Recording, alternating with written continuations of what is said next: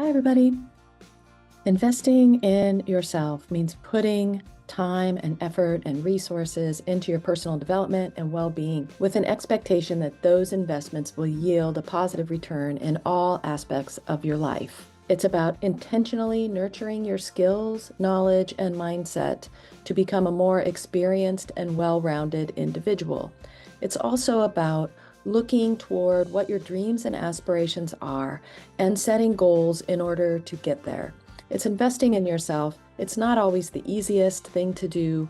It's not always the fastest and quickest path, but over time, it yields so many benefits and is really worthwhile in so many areas of your life. This is the I Care About You podcast, and today we're talking about investing in yourself. So why should you invest in yourself? What are the benefits? Well, today I'm going to give you just 10 of the reasons as to why investing in yourself is so important and the positive things that can come out of that. So let's take a look at some of the most valuable reasons. Number one, a reason why you should invest in yourself: to be more successful at work and with money. Improving your skills and knowledge makes you more marketable and sought after by employees. It also increases your earning potential. Maybe you start with a side hustle, doing something you always wanted, and grow that into a business while you're doing another job. But investing in knowledge in general, whether it be at work, with relationships, working on yourself, or a topic you're really interested in, or a skill you'd like to learn, being a lifelong learner and learning things and gaining skills and knowledge is so important with regards to success in life. We all know people who sort of stopped moving past high school, and later in life they've maybe become more challenging to hang around because you've moved on and you're in these different facets in your life, and those people are still acting like they're in high school, and you start to lose touch with them because you're learning more and growing more and being more, and they're still the same person they were 5, 10, 20, 30 years ago. And so you can kind of see that illustrated in those personalities, in that if you're not growing all the time and trying to learn and understand things in a deeper way and working on yourself, you start to lose your value in certain circles with certain things. If you have a job and you never learned the skills for the position above yours, it's unlikely you're going to be promoted, or you're going to have a harder time if that's your goal. Number two, a way you can investing in yourself can help you feel more confident. Knowing more fosters confidence. Investing in yourself helps develop confidence. So as you're learning these new things, investing in learning, becoming, your confidence grows because you feel more confident in what you know, rather than constantly speculating on what you should know and not really feeling solid in what that knowledge is. We all do this. We speculate on what the thing should be, and we're not so secure in that speculation. But if we follow it up with a learning, is the speculation something that's valuable, or was I off base here? You can create confidence within yourself. So investing in yourself can also help you to have a more fulfilling life. That's number three. Growth leads to a level of success and satisfaction within. You find yourself looking less to material things for happiness and looking more inward, creating your own fulfillment. When you invest in yourself and learning about yourself and working on yourself, your life becomes more fulfilling because you aren't trying to feel fulfillment through objects outside of yourself, like, oh, if I only have this car, then I'll feel fulfilled. Oh, if I only have this house, then I'll feel fulfilled, or this wardrobe, or whatever it might be. You can let all of that go and feel more fulfilled within yourself because you're learning more, you're gaining confidence, you're feeling better about who you are, and you're working on the things that are really important in life. Number four, investing in yourself can improve your general well-being. Investing in your health and well-being helps to counteract that low self-esteem you might be feeling and helps you to shed those negative self-beliefs. Investing in your well-being, physical and mental, can really, really help you to work through the things in life that are holding you back. Caring about your well-being, your physical well-being, is actually the byproduct is that it improves your mental health as well. Those two things go hand in hand, of course. And when you feel good, you feel happier and more optimistic than when you're feeling not so good about yourself, either physically or mentally. Number 5, a big, big thing about investing in yourself is you can feel more joy. Learning is really, really exciting. When you finally get something that you've been learning, like a skill, you're trying to play piano and you finally learn a song, that's really exciting. Learning about things that interest you is actually very fulfilling, and you feel joy. Overcoming an obstacle makes you feel joy. All these things about learning and growing end up fostering more joy than you realize. And I want to say this list of 10 things, they aren't in order of what's highest and what's lowest. They're just 10 things, all with equal value. Number 6, having meaningful relationships. Investing in your communication skills and your emotional intelligence leads to healthier relationships. In order to have deep relationships, you need to be emotionally present and vulnerable. And all of that comes with feeling more secure within yourself and being able to really deepen relationships in a way that perhaps you haven't been able to before. Number 7, you can become more resilient and vulnerable at the same time. Being able to learn new things and be more vulnerable with your feelings allows you to be able to let go of things more easily and be more resilient when needed. If you can't find vulnerability, you tend to not be able to acknowledge and get over things. These things can morph into negative beliefs about yourself and the world. So if you lack that ability to be vulnerable and to really explore those things, something might happen to you that reinforces a belief that the world is negative or that you are somehow not worthy of things. And a lot of that can come from just not being resilient or vulnerable, not being able to self-reflect, find yourself in a vulnerable space, self-reflect, and become more resilient as a consequence. Instead, you tend to sit with those things for years, possibly your whole life, and that holds you back. 8, being more respected and seen as a mentor and having knowledge is a byproduct of investing in yourself. People see your investment in self and they want to develop some of that for themselves. Because you have learned things, you become a source of knowledge and people will seek out your advice. You become more respected and you're seen more as a mentor and knowledgeable, especially if you are sharing that knowledge that you are obtaining. Number 9, it's much easier to achieve goals and dreams if you're investing in yourself. Self-investment is the only way to which you can reach your true potential in life. And investing in goals and dreams and figuring out how to get there is really an investment in yourself. And sometimes, especially those long-term goals like graduating from school or climbing a corporate ladder, all those things are an investment in yourself. And it's a goal and a dream that you have that you're working towards, and it can take time. So being able to achieve goals and dreams is really about investing in yourself, because sometimes it's hard to stay motivated when the timeline's really long, and keeping that perspective of self-investment really helps you to stay motivated. And the last thing that's really important about investing in yourself, and certainly this list is not comprehensive, so there are many, many more things, but the last thing I'm going to talk about today is helping others. When you are secure in yourself, you can help others. When you feel insecure, you feel as though you have nothing to offer, even though that's not really true.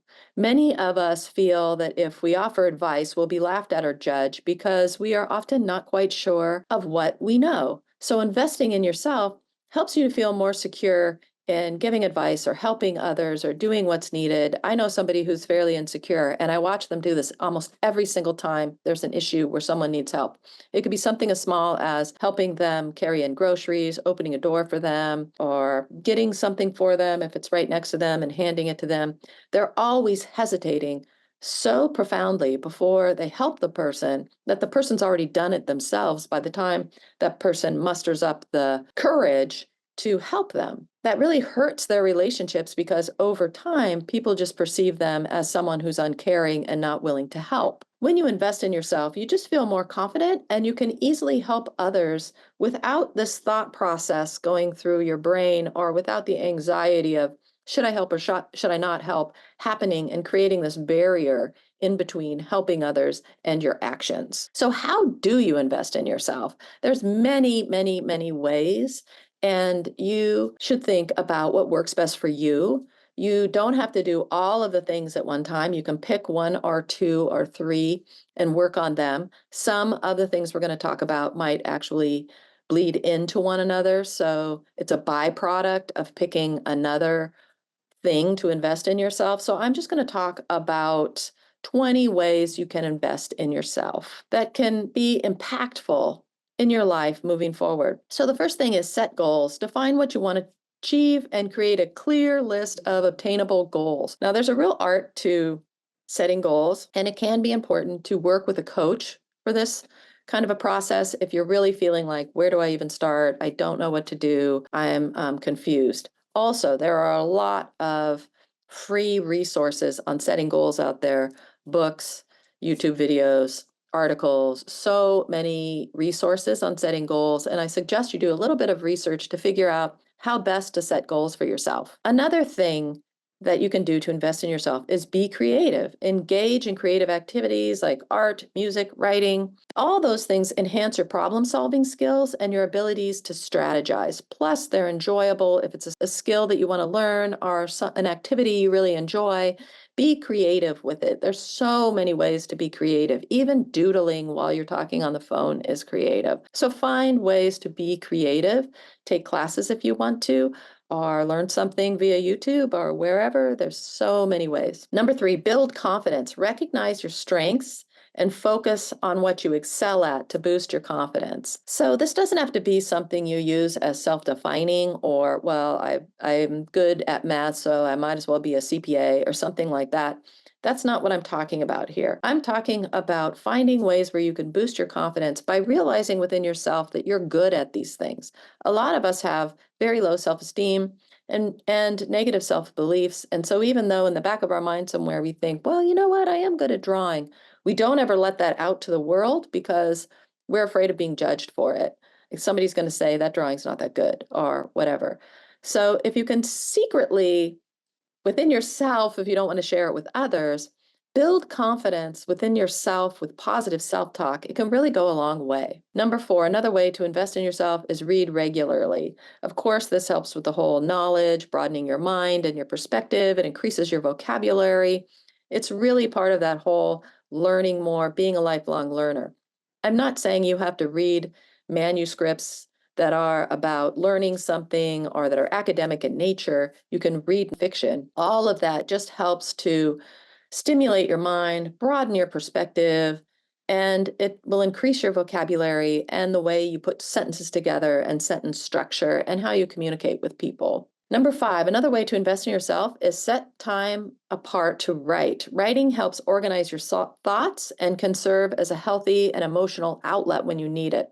So many times I've started writing and something I didn't even realize I was upset about or concerned about or unsure about came out in that writing. And I really worked it out by just free flow writing. And it was like an aha moment for me. So it is really important to foster that if you can. If you're not a writer, you can always use a dictation app of some kind, talk into the app, or record yourself, or whatever other outlet you have to just have that free flow of thoughts. Another way you can have that free flow of thoughts is keeping a journal, writing about your personal matters, what's important, and all of that. It can be both cathartic and relaxing to just write it out somewhere. Have you ever been really mad at somebody and you write a letter, but you never send it, or an email or something like that? It's just so cathartic to write that down. So keeping a journal can help with that. And there's so many ways you can keep a journal in these days that you never actually have to write. There's many different apps for it. You can have a physical journal,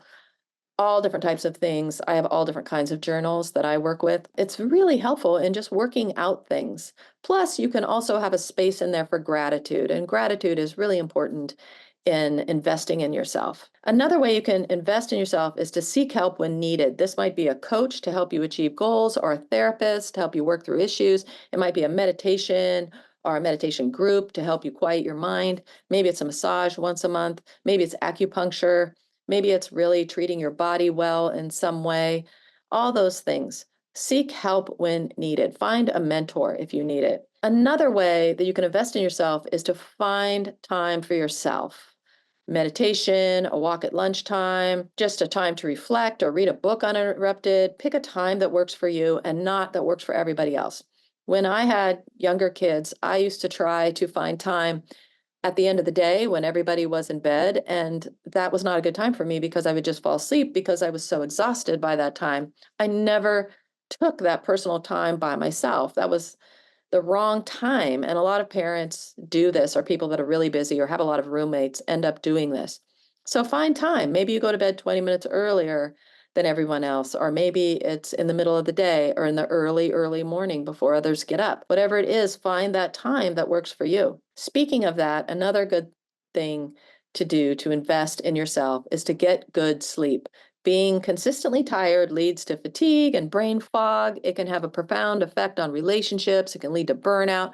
So many problems, both emotionally and physically, can come out of not getting good sleep. It's really, really important for your overall health. There's so many studies out there about it. Maybe you need to have a sleep schedule or something like that. Whatever it is, find a way where you can get good sleep at least a couple of nights a week. Number 10, practice self-care. Be kind to yourself. Find those things that you like to do. Maybe it's a mask, maybe it's painting your toenails, maybe it's playing basketball for 20 minutes. Whatever it is, find that self-care quality. Find that and practice it and be kind to yourself. 11, learn to self-reflect with self-compassion.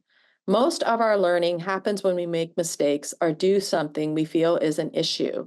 Learning to be able to self-reflect on that allows you a space to learn from that incident that happened, but also have compassion for yourself. If you made a mistake, it's okay. That's human. Find that compassion. If you can't find the self-compassion, it makes it really hard to self-reflect. Those two things go hand in hand. Number 12, identify what personal growth means to you, and then set out on a journey to find what you need. Is it to learn how to mountain climb or to cook a souffle? What is personal growth to you? Figure that out and write it down and go out on that journey. Don't try to read something somewhere that personal growth is about climbing a corporate ladder when that's not something that's one of your values. You have to work within what you are seeking, what your values are, what your beliefs are, what your dreams are, what your goals are. Use those guiding principles to find out what personal growth means to you. These are some big things that I kind of learned the hard way. Invest in tools that you need. If you're a photographer, invest in the right computer, software, cameras, etc. You don't have to do it all at once. You can do it in little tiny steps. I'm doing this in little tiny steps. I still don't have a really nice video recorder for my YouTube portion of this podcast, but I'm getting there. I'm investing in little things along the way. So invest in the tools that you need. It's very hard to have your side hustle or to really grow something you're interested in if you don't have the right tools. And I tried to do this for a really, really long time, and it was super challenging and hard. And it ended up to me feeling like, am I a fraud because I'm doing this using this minimalist things? And it also takes so much more time if you don't have the right software or tools that you need to do the same thing someone else can do if they have the right tools. And I've talked about this one before, number 14, but I'm going to say it again. Invest in learning, classes, workshops, working with a mentor, going to groups that share your interests. Set some money aside to learn new things. There's also just a plethora of ways to learn new things. We talked about this before. Videos, articles, books, libraries, so many ways you can learn without investing any money, but invest in learning. Number 15, invest in your health, both physically and mentally. Exercise, eat well, detox if you need to, do all those things. Really invest in taking a moment to eat well, to calm your mind, to take care of yourself physically and mentally when you need to.